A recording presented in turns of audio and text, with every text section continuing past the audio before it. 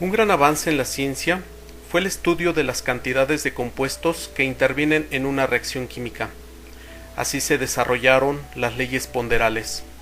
Las combinaciones de la materia se efectúan según leyes fijas, las cuales se dividen en dos grandes grupos: las leyes ponderales o de los pesos y las leyes volumétricas o de los volúmenes.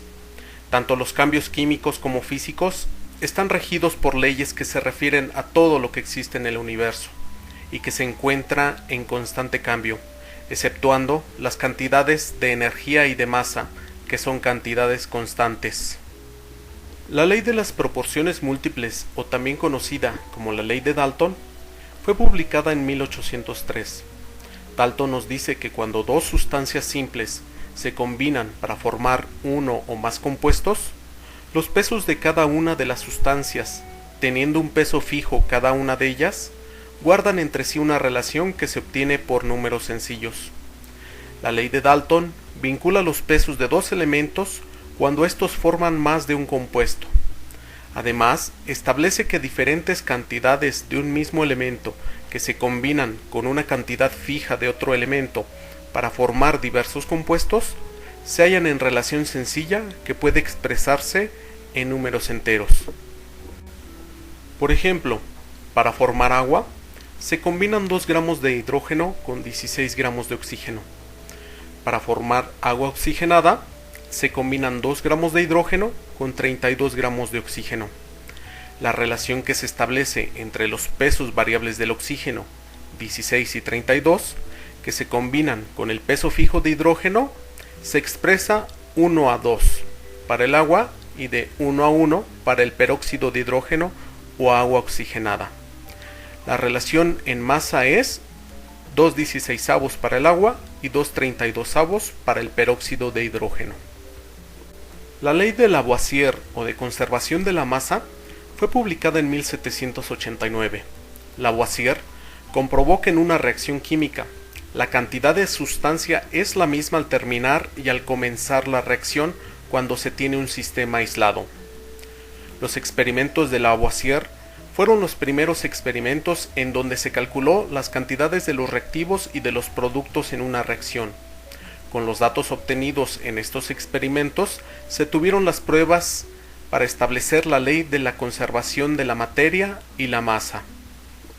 Para Lavoisier, las variaciones en las sustancias no generaban la creación o destrucción de materia. Dado que las reacciones químicas son procesos de cambio de unas sustancias en otras por el resultado de un reagrupamiento de átomos para obtener así sustancias diferentes, por lo que las sustancias que participan en una reacción química y las proporciones en que lo hacen se pueden expresar en una ecuación química que sirve de base para la realización de diferentes tipos de cálculos químicos. La teoría atómica dio una sencilla interpretación a esta ley de conservación.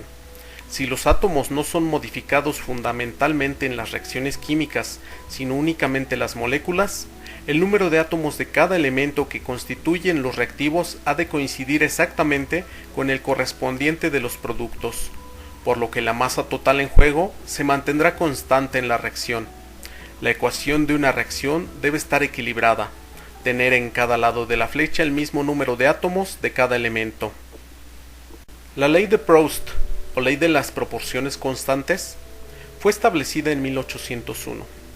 Esta ley se basa en que la combinación de sustancias sencillas para formar un compuesto definido lo hacen sosteniendo siempre la misma relación entre las masas. En 1808, Joseph Louis Proust, después de 8 años de intensas investigaciones, llegó a la determinación de que para formar un compuesto definido, los 2 o más elementos químicos que se juntan siempre lo harán en la misma relación ponderal. La ley de las proporciones constantes tiene algunas irregularidades porque no se lleva a cabo fielmente cuando la masa atómica media depende de la composición isotópica del elemento. Tampoco se aplica esta ley a algunos sólidos iónicos, como el óxido de zinc o el sulfuro de cobre, o en los semiconductores extrínsecos, debido a defectos en la red cristalina.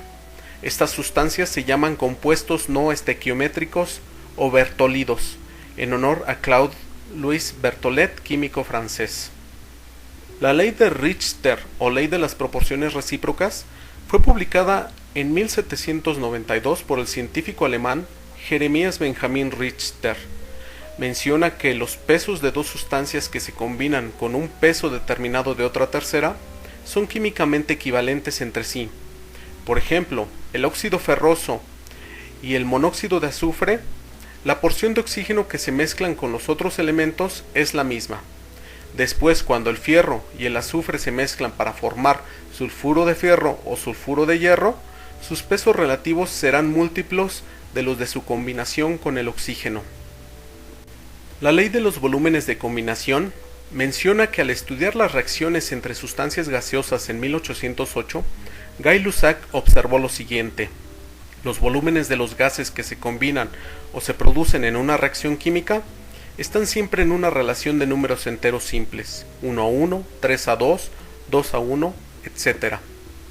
Este postulado se contraponía con algunos enunciados de la teoría atómica de Dalton.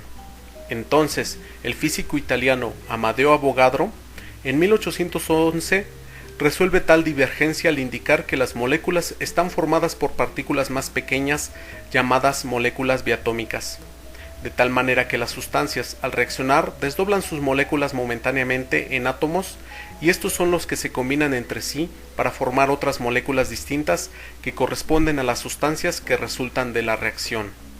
Amedeo Avogadro, en 1811, estableció la ley que lleva su nombre, Ley de Avogadro, que nos explica que volúmenes iguales de todos los gases con igual presión y temperatura tienen el mismo número de moléculas.